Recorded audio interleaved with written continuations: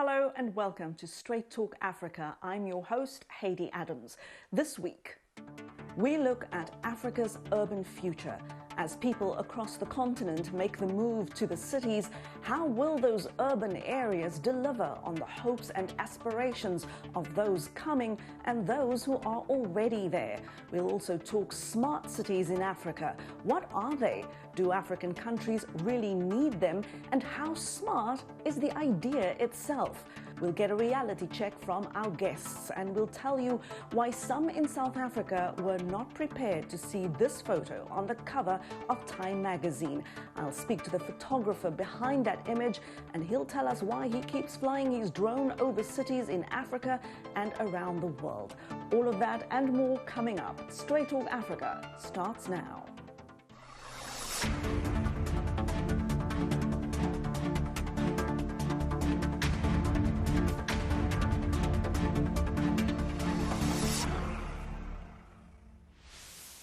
What do you like about the city you live in? And if there's one thing you could change about it, what would it be? My city is Accra, Ghana. What I love about my city is how cosmopolitan this place is. The diversity with people, culture, food is so beautiful to see. If I could change one thing about my city though, it would definitely be the cost of living here. Living in Accra is so expensive. My city is Kigali, Rwanda. What I like about my city is the weather. If I could change one thing about my city, it would be its size, because it's too small and so there are not always new things to discover. This is Joseph, and this is my city, Abidjan. If there's one thing I like about my city, is the great places to visit, the good food, and the very nice people. If there's one thing I would change about my city, it would be the drainage systems. Because here, once it rains, it pours, and some places are not very pretty. My name is Shadrach Agamira from Kenya 254. Nairobi is my city. And if there's one thing I love about Nairobi, is that it has hospitable people. It's the city, I think, around the world that has a national park next to the city, not a zoo. Very nice, interesting. You can see the view when you're from a balcony of any hotel. Nairobi is just amazing. Again, if you ask me if there's one thing I should change, that'll be the order. The order in the city, security, traffic, all that. But hey, Nairobi is a very beautiful and amazing, interesting city. This is the city I am from, Cape Town, South Africa. What I like about this city is its natural beauty, the cultural diversity and the creativity of the people. And then there's the food. Oh, the food. But if there's one thing I could change about this place, it would be the inequality. In Africa's second wealthiest city, this is how the majority of residents have lived for decades, on the outskirts, in the hopes of a better life. And I too struggle with this question. Why can't we get this right? In a place with so much wealth and so many resources, why has so little changed for so many people, no matter who is in power? You see, South Africa's cities and surrounding suburbs were originally designed to divide and oppress along racial lines. And it's those effects we can still see today. South African architect Wandile Mthiyane calls it Apartheid Architecture. And it happens in more places than you might think.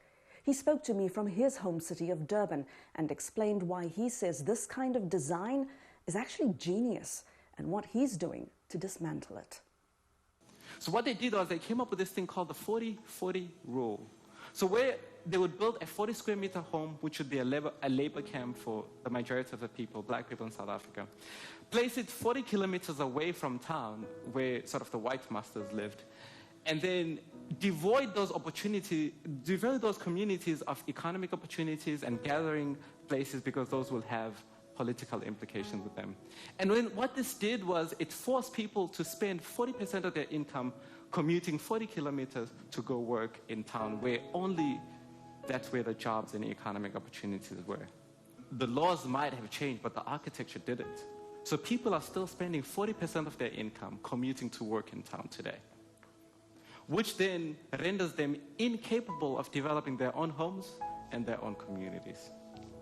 When Wandile Mthiyane spoke at the 2019 Young Architects Conference in the U.S. city of Portland, Oregon, he gave voice to the experiences of those living in South Africa's low-income neighborhoods and his own life growing up in the Durban township of KwaMashu. Mthiyane says those experiences motivated him to become an architect.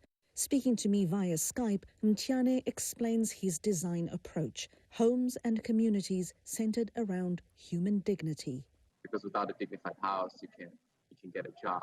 You don't have a physical address, and without a physical address, you can get a job, and without a job, you don't have the money to buy or build a home. And that, he says, is how easily injustice and poverty are often built into homes and communities.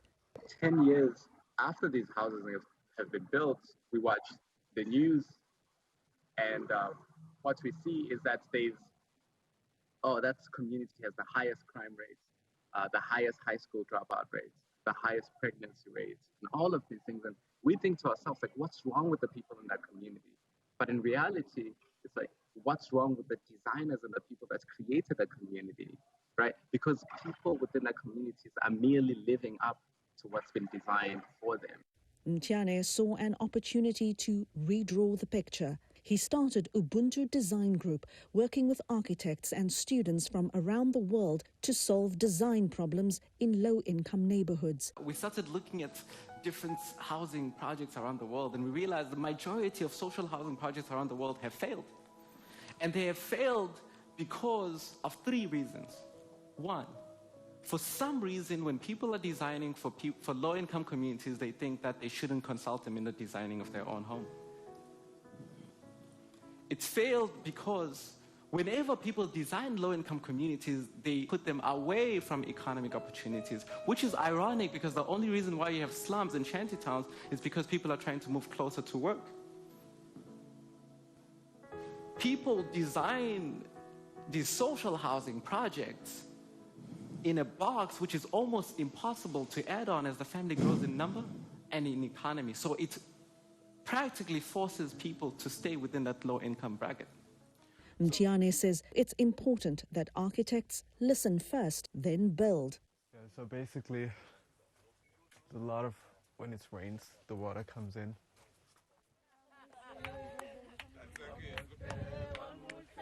Mthiane's design-build approach has been celebrated at home and abroad, earning him a spot in the Obama Foundation Leadership Program and on the global stage. In partnership with his American alma mater, Andrews University, Mthiyane is working to redesign and improve homes and lives in the place that matters most to him, African communities like the one he comes from. He has also developed the Ubuntu Architecture Summer Abroad program, inviting architects from around the world to learn in and from Africa. Architecture in the continent and around the world is very Eurocentric, right? So you learn about Rome, you learn about the Baroque, you learn about Renaissance, but you don't learn about Zulu architecture, you don't learn about the Great Zimbabwe, you don't learn about the underground churches in Ethiopia. So what it's doing is it's bringing in architecture students from around the world, being taught by Africans. So it's a practical learning, it's design build, and it also enables them to work with other young folks from around the world as they design spaces and places that are more inclusive. Mthiyane says just as apartheid architecture was designed to oppress and segregate, he's committed to design justice as a foundation to empower low-income communities and ultimately liberate them.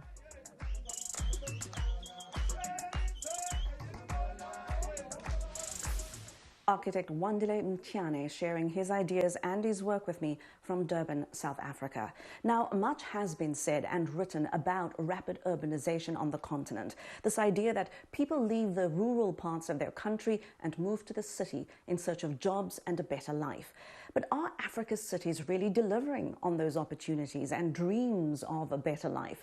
And what can we do to make sure our urban spaces work not only for those who are coming, but for those who are already living there?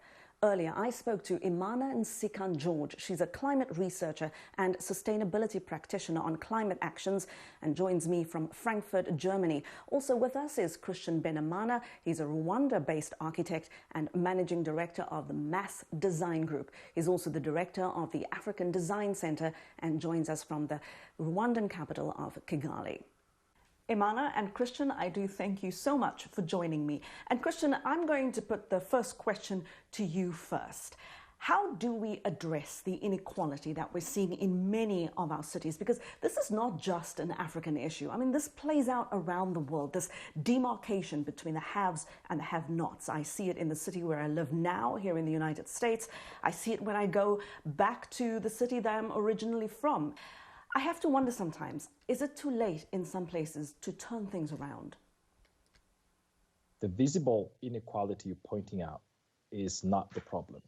Like, that is a result of systemic failures of the socioeconomic and political decisions that we've made in the past and implemented in policies that enables those things to go on for a very long time, to a point where they begin to manifest themselves physically in the built space.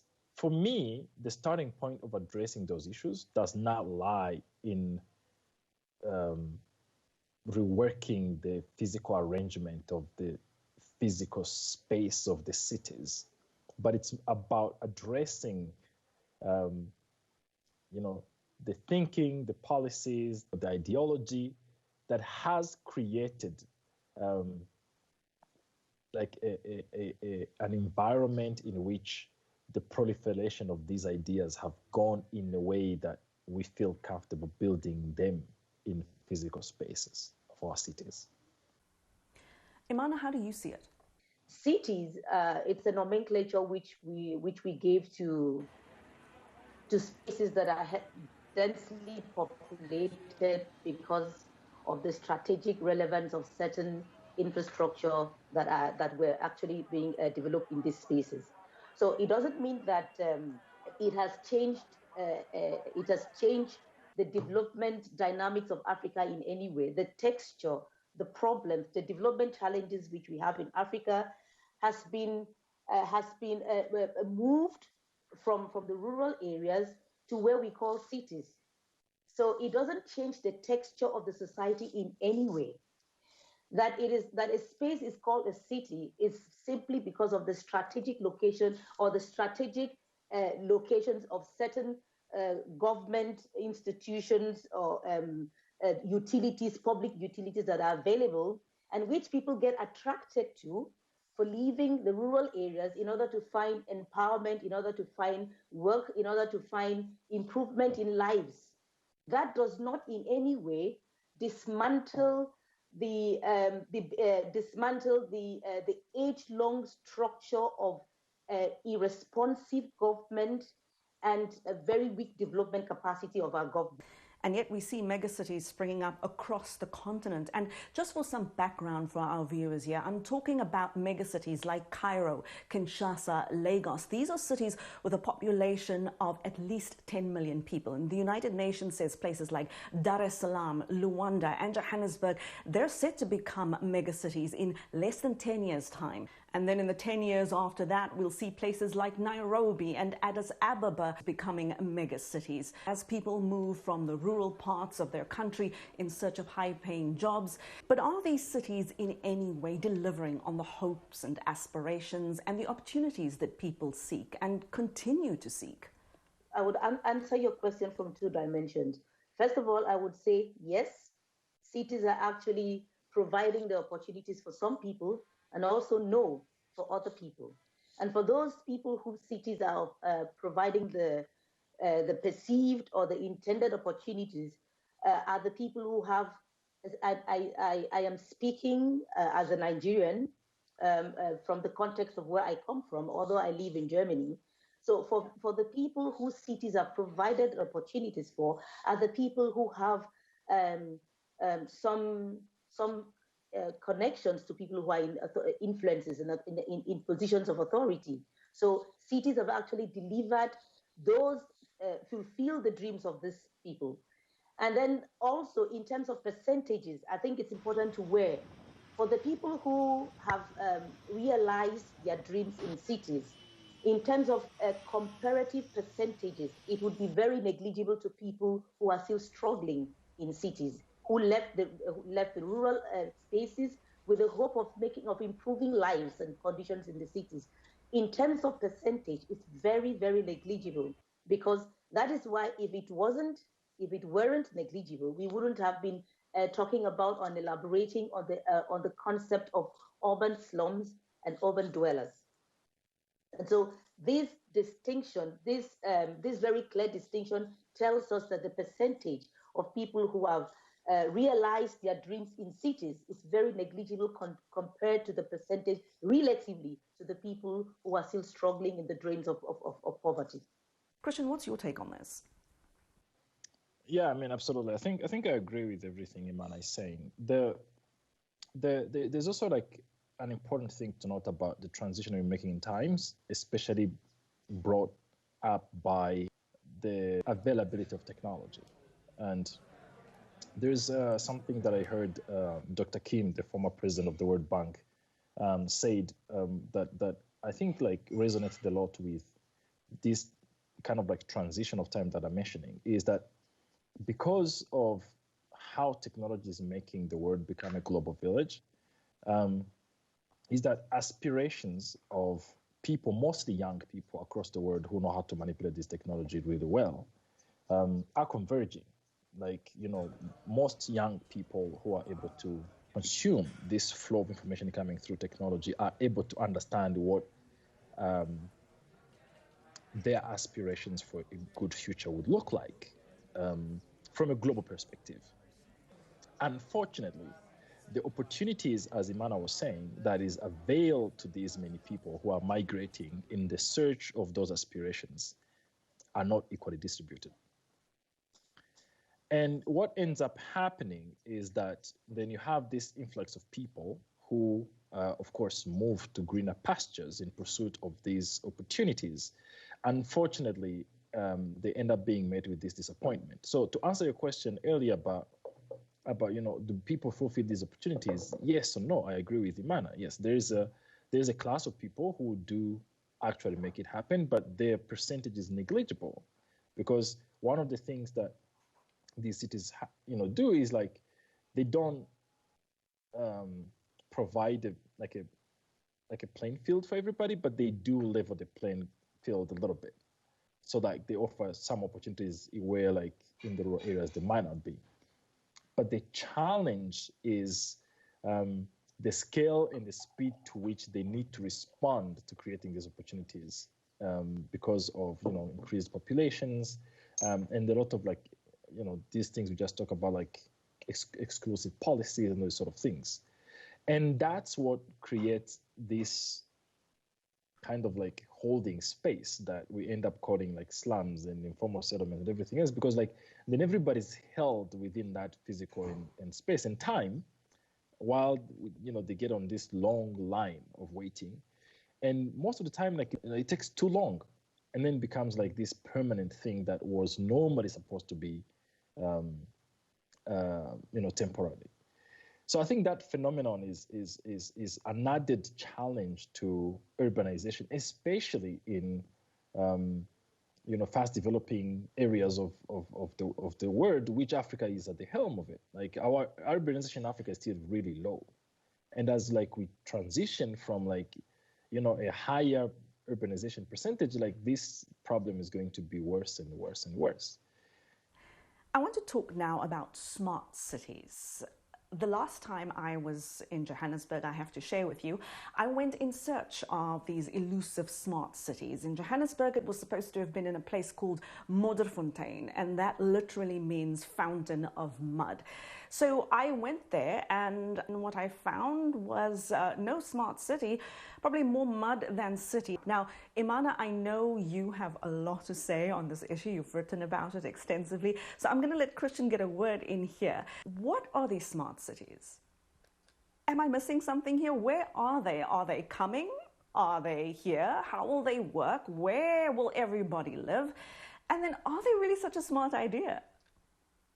Oh my God. I hope I can answer that question, because I'm confused myself about smart cities. But every time I try to think about concepts that are complicated, I try to simplify them as much as I can. And the way my thought process is to try to eliminate what the thing I'm trying to think about is not. And when I think about it, the smart cities, in my opinion, in my view, are not simply cities of the future, or cities that operate like a very different type of living systems than the current cities. And that's why, for me, I like to think them as smarter cities, because I want to believe that cities are inherently smart. There are systems, whether we recognize them or not, that run our cities that are very smart in ways that we don't even fully understand them, whether we acknowledge them or not, but allow cities like Lagos, that has 21 million people, to still exist today with whatever conditions that they live in. I'm not saying that those systems cannot be improved, and that's why I want to think about what you talk about as smarter cities. And when I think about them in that way, like we need our cities to be smarter, then I think about what we are leaning on as tools and means to make them smarter. In the case of smart cities is mostly technology, where there's this concept that the availability and the advancements we have to date in technology can allow us to make the systems we rely on to make our cities livable, workable, and like good places to live in, make them function better. So we can have more efficient transportation systems. We can have more service deliveries for cities. We can make it easier for people to access utilities, as Emana was pointing out, like to pay for those services. We can make people to improve connectivity around the city. We can allow people to schedule the use of spaces in cities in much more efficient ways and equal way and things like that. So for me, like a smart city, is less about solving the fundamental challenges that me and Emana were talking about earlier, that cities fundamentally cannot solve by themselves, that those are solutions we need to find from elsewhere. But smart cities is how do we allow the current knowledge you have in technology and information sharing and systems to make our cities more livable and more inclusive for people. And Emana, you wrote a blog post about this where you ask whether Africa is really ready for the smart city concept. And I just want to read some of what you've written. We must avoid the creation of a new class of unfit for smart city urban dwellers in growing African slums, where spatial and socio-economic exclusion reinforced by a poor HDI, that's Human Development Index, exist. Millions of disempowered Africans risk being invisible and uncaptured in urban development maps. I invited you onto the show just to ask you, what do you mean by this? Maybe I could start by saying that it should be very interesting for us to trace back the origin of this concept of smart city. If I remember very well, it came it has been there for quite a while, since the days of IBM, but it actually resurfaced when during the era of climate change and people trying to find sustainable ways of doing things and cutting emissions. And then we got very smart researchers, very smart intellectual with very deep conceptual understanding of sustainability came up with the buzzword of smart cities. And so smart cities mean different things for different people. So for the researchers, climate change movement globally, smart city means improvement in operations. It means the ease of doing things. But to some other people, in smart cities mean maybe taking 1,000 leap from what it used to be in the pre-industrial areas. But for me, as an individual, I think smart cities, for me, when in the context of Africa, means or should mean an innovative governance system that can recreate itself into responding to emerging realities and emerging development problems. So it's not about, you could be smart without technology. You could be smart without having to build Silicon Valley in Africa. All it needs is to improve on the basic fundamental development bedrock that the human society needs to make life more meaningful, and that is what smart means to me. So smart means to people like Dr. Cohen, bringing technological solutions in finding very innovative ways of doing things, making things look seamlessly done, improving lives in the urban spaces. But for me, I think smart city means or should mean a government that is responsible to innovating itself and recreating itself, to dealing with the lived challenges of its people as it unfolds. That is what smart city, or what a smart city concept in Africa should mean to me. It's not about, it shouldn't imply being ambitious in joining the bandwagon to regurgitate the term smart city and then leaving over 20 million people or over 50 million people wangling in poverty. That isn't smart. That is not being smart at all. We're going to take a short break now, and when we come back, our guests talk to me about building and planning in a way that is smart, sustainable and fair. Also, we'll show you the urban divide from the sky and why these images should be a wake-up call for cities around the world. Back in a moment. Health, wellness, sport, beauty, medical breakthroughs. Healthy Living cares about your well-being. What are the main health concerns in Africa and around the world? Find out the latest on coronavirus. Connect with our experts and ask them questions. How long does the virus stay? Join me, Linor Mudu, in Washington, every week on Healthy Living, right here on VOA. You're with Straight Talk Africa. Welcome back. We're showing you beautiful images of the Kigali skyline in Rwanda and the city's famous convention center, said to be Africa's most expensive building with a breathtaking $300 million price tag.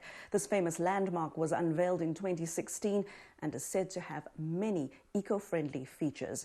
And that's part of what we're discussing today. Are Africa's cities delivering on the aspirations of those who move there for a better life and for those who are already there? Here's more now from my conversation with Rwandan architect Christian Benimana and climate specialist Emana Nsikan-George. I asked my guests how governments in Africa, policymakers and urban planners can work to make cities function better for everyone and what their advice would be. We all know the needs of our communities, and then I would want to quickly ask, how would you think you would be able to? I'm actually referring to the government in Africa. How would you think you'd be able to design cities that captures the need of your communities or the needs of the rural urban migrators when you don't even capture them in your statistics? How do you do that? When you don't even have a system that can integrate their informal businesses into the formal economic structure, how do you build for people who are invisible on your map? Yeah, sorry to interrupt you, Emana. Actually, I want to complement your question because it's a very important question. We do actually have many communities on the continent of Africa that do not depend on land. We have nomads populations that don't really have boundaries of countries. Absolutely. And we have communities that live on waters, and everybody talking about cities in Africa is talking about master planning on land. Sorry, I didn't want to interrupt your intervention, but I wanted to compliment your. Yeah, please go ahead. Exactly, you're right. So exactly, I mean, we are actually on the same page. So how do you design a city when you don't have an idea of how many people need these services? How do you design a city, like he said, when you're unsure of the categorization of people who live in the coastal areas, people who are nomads, people who are living in the city itself, people who are living in the peri-urban areas? How do you design a livable city when you lose the parameters, when you don't have the parameters with which you can plan? And that's one. So two, which I said earlier, it's about the basic needs of human development has always been the same. It hasn't changed. It hasn't changed. I think my biggest advice is to differentiate what building cities is and is not. The building cities that happen in the Middle East and Dubai and UAE countries and everything else, that's not what building cities are. There have been I'm not an urban planner, but I've started educating myself as an architect. There have been very efficient and good livable cities that did not have like 1,000 tall buildings in the past, and they offered a very good life based in the era in which they were set and established. I think Africa right now also needs to define what, actually, I wouldn't even use the word cities, what Africa urban living means. It might not be cities. It might not be living in buildings that are, the densification and the opportunities to create densification in Africa right now are immense. And we do not have to rely on 16th century technology to think about achieving density.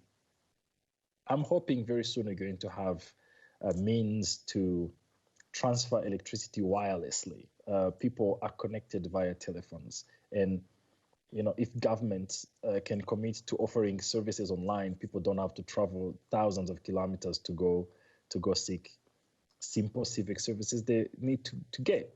And economic opportunities don't have to be centralized in CBDs, where like we all have to put on ties every morning and drive our cars to go work white-collar jobs.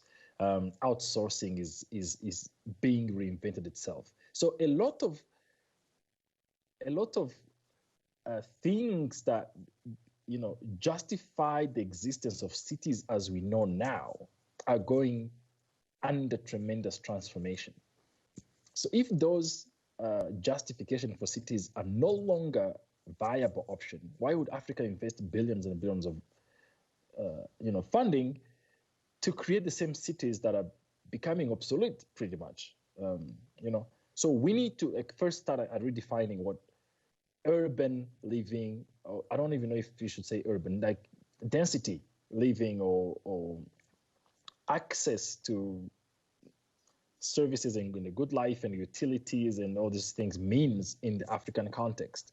And then start from there defining what the right habitat that can accommodate that in the most responsible way when it comes to like, social inclusion, environmental, economic opportunities, like everything that we want our people to have.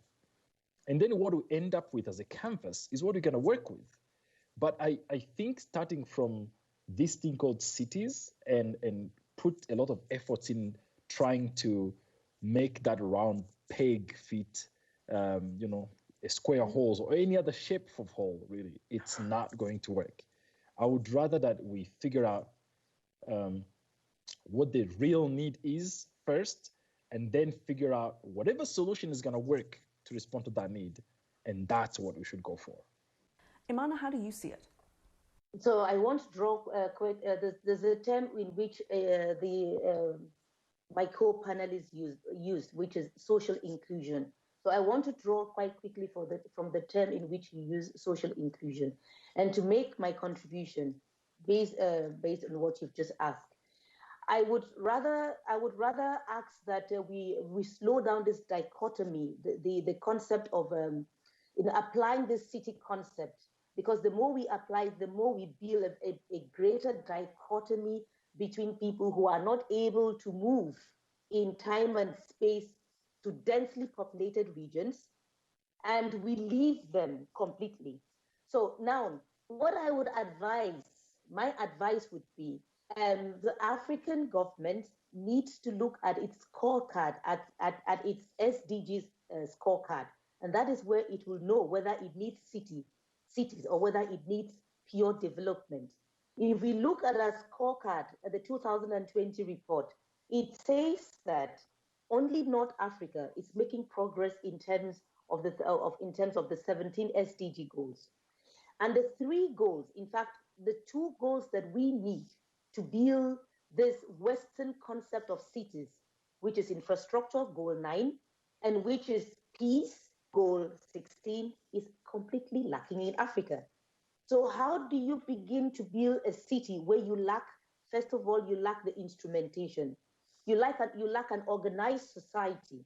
Because the people who brought in, like I said earlier, the people who invented or who re-engaged with the concept of smart city, which has been existing since the days of IBM, came up as a result of the climate change and climate change issues and sustainability practices. People thought going more technology, going more smarter would help to reduce emissions. And so that was actually the basis for the smart cities concept.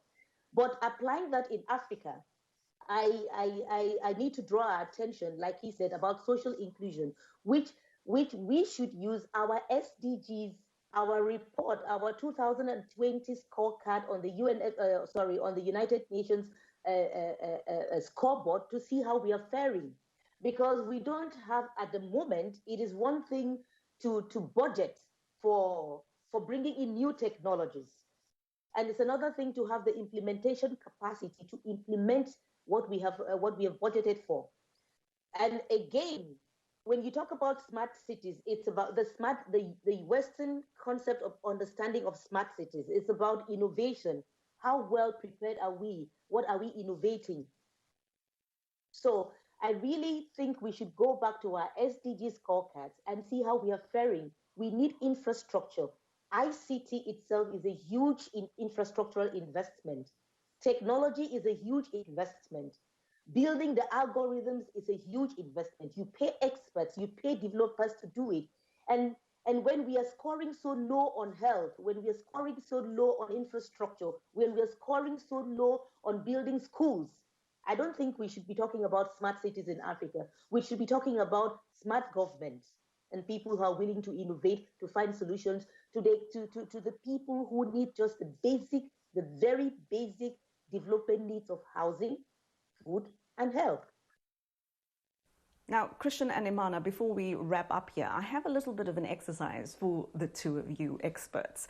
Could you walk us through a day in the life of someone living in a well-planned, well-functioning city, as you see it?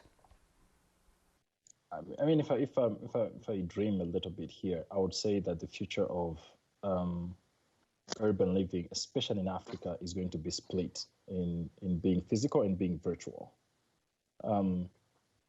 I imagine a time when somebody, a college student who lives at home but still go to university, will wake up in the morning and check in with, I don't know how many circles of friends people have there, and depends on the apps they're on. And I leave a place where I spend the night, where I slept, because I booked that place for I don't know how many days. I can live here, I can live elsewhere. And I can call my motorcycle or my cab from the same phone, and the person that picks me up is a stranger, is a person that either I don't know, I don't have to have a necessary connection with, but they know exactly where they're taking me and everything else. And I can make as many choices as I want based on what I can afford, based on the type of comfort I want to have. A lot of decisions that we need to make and seem to be very difficult decisions are made easy.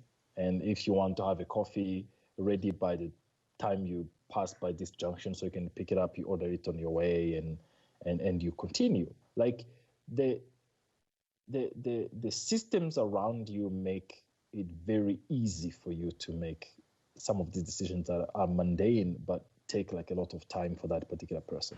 Lunch options are also, you can have it where you're going because you can order it, somebody delivers it to you. You can have it by yourself in a park, but still connected to your friends, or still learning your class or everything else. Lunch doesn't have to be taken at noon. You can take it at 10 a.m. depending on whatever time zones you happen to choose to work from at that particular time. You can be in Lagos and you are on New York time zone, and because that's the university you're going to, and that skews your schedule in contrast with the 9 to 5 schedule that we're being subject to in Lagos at this point in time. So I see basically a timeless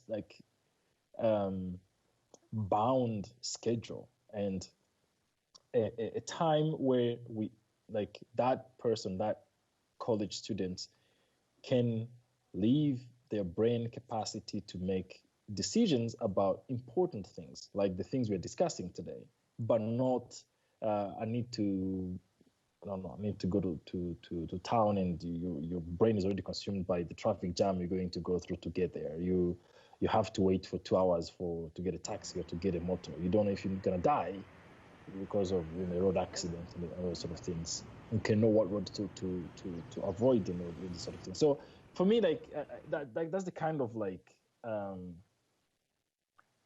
thing I imagine is based on that. And that, I know that's not smart cities but for me it's like a facilitated living, if I can call it that way, that makes things that are difficult for us today much easier. Well, I imagined a functional space where someone can keep an appointment and keep an appointment. I imagine it so that I can make a commitment to an appointment, and I'm able to get to the appointment place quite on time. That's what I imagine.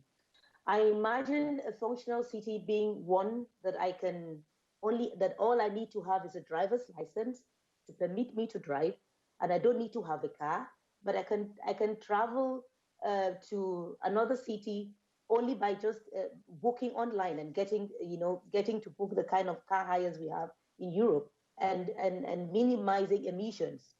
I imagine a functional city wherein I generate waste from my house, but I don't know where the waste ends up. So I don't see them on the streets, and I don't know where it ends up.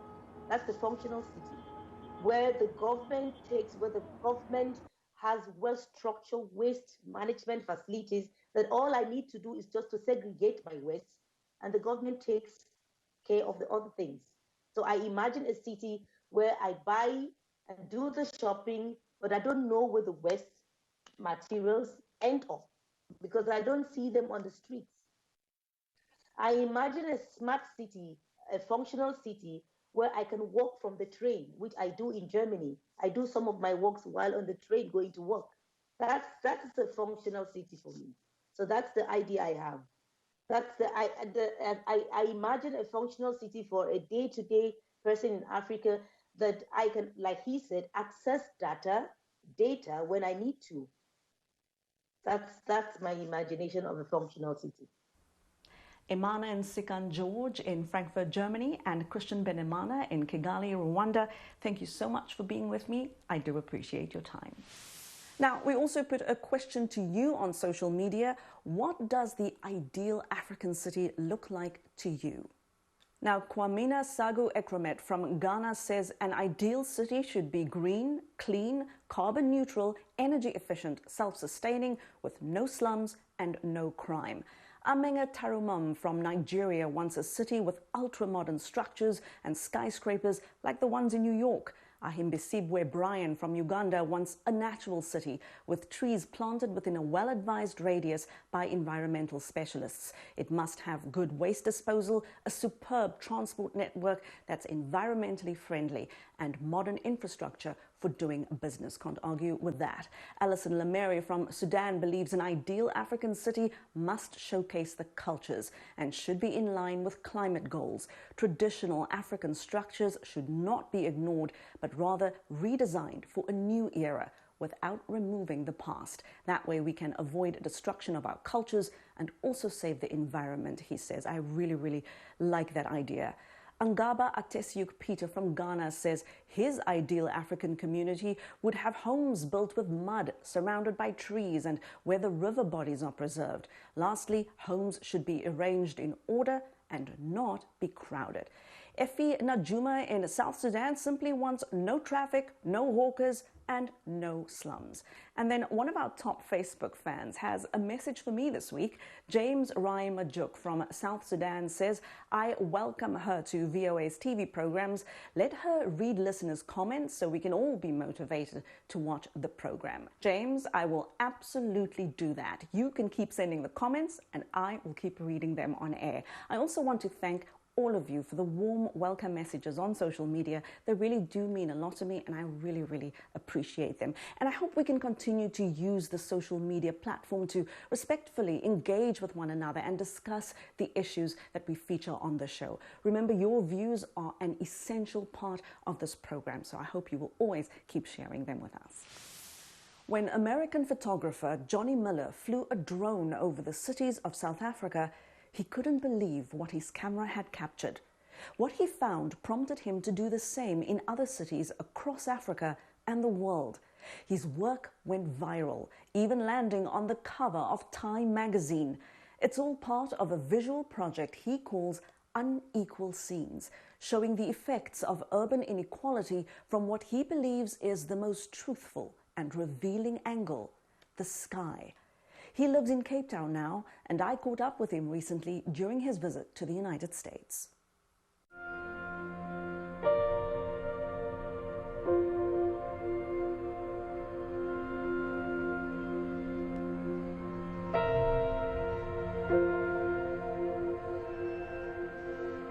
Unequal Scenes began in 2016. I'm a photographer.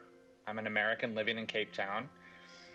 I moved there in 2012 to go to University of Cape Town, and I studied anthropology. And part of my anthropology studies was looking at the post-apartheid city, is what they said.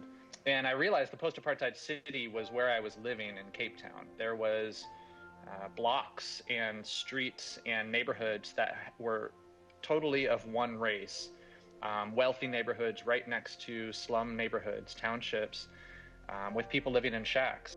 And I felt like perhaps that's something that people in Cape Town have just grown up with. Like they don't even recognize it anymore, you know? So I thought when I had the drone, which I bought in 2016, early 2016, I thought, you know, this could be like a light bulb moment for my work, is to just get a new perspective on things. And so I actually took the drone to Table Mountain at first, and it worked. People said, we've never seen Table Mountain look like this before. Drones were relatively still new at that time. And I thought it worked. This is awesome.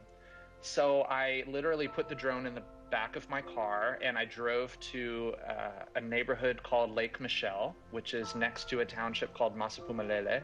And I took the drone out, I put it on the ground, I flew up into the sky, and the scene that emerged was the first scene from Unequal Scenes, which became sort of a viral sensation on Facebook, was of those two neighborhoods. And when it appeared on my screen, I knew immediately that I had something important. And so when I put it onto Facebook later that night, that unequal scene went viral and people wanted more.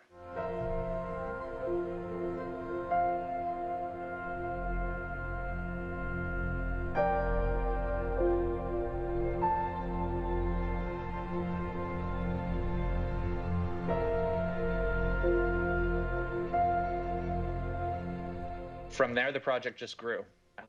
And I've been really lucky to have amazing support from not only businesses, citizens, NGOs, universities, but actually government, specifically the South African government at all levels, local, provincial, and national, has been really supportive of Unequal Scenes. I can't say thanks enough for that, because it is an indictment on society as it stands now, I believe.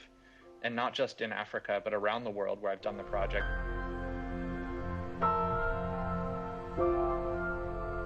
So if I have a mission with the Unequal Scenes project, it's to create a sense of awareness of how bad the problem of inequality actually is by showing it from an unassailable position, which is from the sky. And I'm hoping that that sparks passion in people to want to change the system, just like the environmental movement has sparked that passion with climate change. I've had people tell me that normally people present photos of inequality by showing photos of poverty. And it becomes difficult when you show photos of poverty to separate your emotional state from the photograph. So as a visual communicator, I found it's actually been really effective to use aerial photography because it does distance the viewer and change the emotional interaction with the image and with the issue. To me, it's like looking at patterns in a way, right? You're looking at sort of puzzle pieces that either go together or don't go together.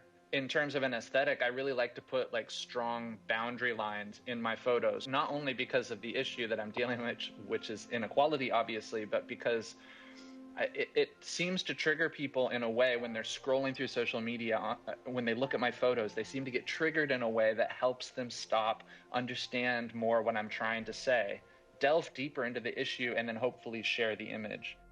And so making your images as compelling as possible, and I feel as relevant as possible to sort of middle class viewers, which is really my target audience, is something that's not an accident anymore. So on my website, you can see I've written quite extensively about each city and about each context, which is different from place to place. The scars in the urban fabric in Cape Town, for example, are different than the scars in Nairobi, which is a city that doesn't have the same history of apartheid. It doesn't have the same legacy of infrastructure from the 20th century. So they're building it now. And I think that those issues in terms of how to create a livable, sustainable, healthy city have different motivators. They have different particulars, but the overall goal is the same. There's almost sort of a common thread and narrative that runs through all these countries in the world, all these cities in the world, that speaks to sort of our neglects of how we distribute wealth and how we create an equitable world. It's relatively easy to show these images of inequality. It's much more difficult to get into the reasons why. Understanding each local context, for example, the cities in South Africa versus the cities in Kenya and Tanzania or even Nigeria have completely different drivers for the inequality that you see. They're all tied together into the same system of disenfranchisement that global capitalism sort of enfranchises, right, and makes possible. But their local drivers are different. There's features in various cities around the world that I've photographed that are the same. And I think that that is the common thread that ties together the whole project, which is this common notion that inequality is a systemic problem across countries, and it's a disenfranchisement of an entire classes of people. For example, in India, the caste system, and then in Brazil and America, mostly economic, but also partially racially segregated. That is like a cancer in our cities, right? And I think you see that when you look at those streets that separate, for example, a slum in Mumbai from high-rise apartment buildings, and you go, that looks exactly the same as the slum in Sao Paulo, right next to high-rise apartment buildings there. And it's similar in Cape Town or Johannesburg. It's just that there's no high-rises, there's like mansions. And even in America, where I'm from, where I think it's really important to focus on this project, because inequality is huge in America, and it's a developed, rich country, so there's no reason for it to really exist the way it does here. What I'm hoping to do with the photographs is not focus on discrete individual photographs of poverty, but tie this into a campaign, right? Show that this is systemic in nature. Show that inequality is similar in each city around the world, and build a movement, help build a movement around ending inequality.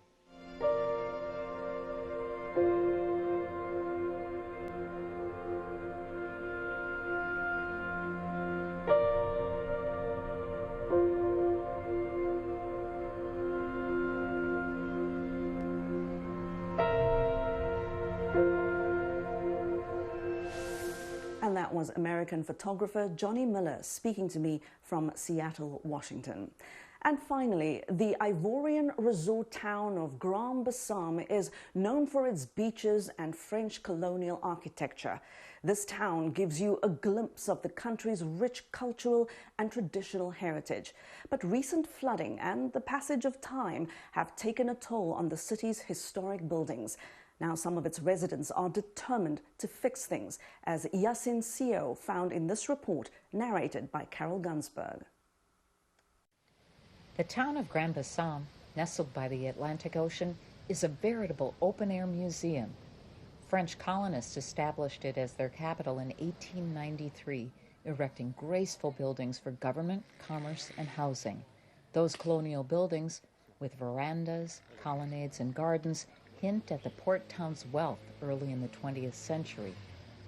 Peter Teoro, a guide in Grand Bassam for over 20 years, knows the history inside and out. He points out a building named for Edward Blackstone, a logger who changed his name from Edward Accra to make it sound more European and more appealing to European bankers. This pretty building is Blackstone House, marking part of the Ivory Coast commercial history during the colonial period. This was a stock exchange where everything was traded. The colonial architecture and neighboring African fishing village led UNESCO to name Grand Bassam a World Heritage Site in 2012. The capital had moved from the town in 1896, and then shipping declined. Now, vegetation covers most of the colonial buildings. Many look close to collapse. Rehabilitation is very important to our history. If we lose all our buildings, we no longer have part of Côte d'Ivoire history. And the people who no longer have history are people who are dead. Some residents are renovating buildings themselves. One is Luc Rago, an architect who calls Grand Bassam the Ivorian Saint-Tropez, in reference to the famous French town on the Riviera. We had to remove everything that fell. The arc existed, and here it was walled up. I wanted to open it up as a showroom. I have created a guest room to accommodate artists who will be exhibiting. I did everything in 2 months. On the ground floor, Rago's business partner opened La Casse Bleue restaurant in early 2020, just before the pandemic. Herman Ngessan said he developed his cooking skills in Grand Bassam. I love this city for its history. I immediately liked this place, which was an old warehouse, and we decided to fix it up and make it something nice. Rago and Ngessan hope others will follow their example and give a second life to Grand Bassam's precious heritage. For Yasin Sio in Grand Bassam, Carol Gunsberg, VOA News. Join us on the next Straight Talk Africa. We're going to talk about Africans working abroad. Now, as economies around the world prepare to open after multiple lockdowns, will Africans be looking for jobs overseas again? And we'll bring you the stories of young people who chase their dreams abroad and their words of caution to others. We'll also take a closer look at what international migration will look like after the pandemic. Join us right here on the next Straight Talk Africa. And do remember to connect with us on social media, Facebook and Twitter. You can share your thoughts and ideas with us there. You can also subscribe to our YouTube channel. And that is where we will leave our show this week. Until next time, go well. Goodbye.